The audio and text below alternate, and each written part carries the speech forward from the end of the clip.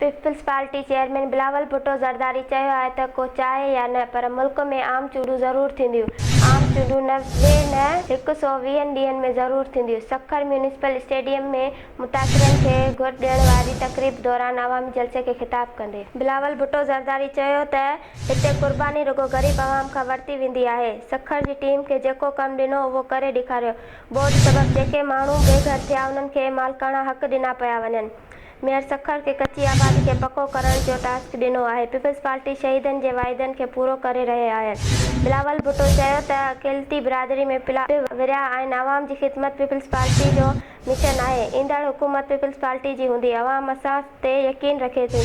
पीछा करेंगे कि जब तक जान मोहम्मद महर को इंसाफ नहीं मिलता पाकिस्तान पीपल्स पार्टी चैन से नहीं बैठेगा।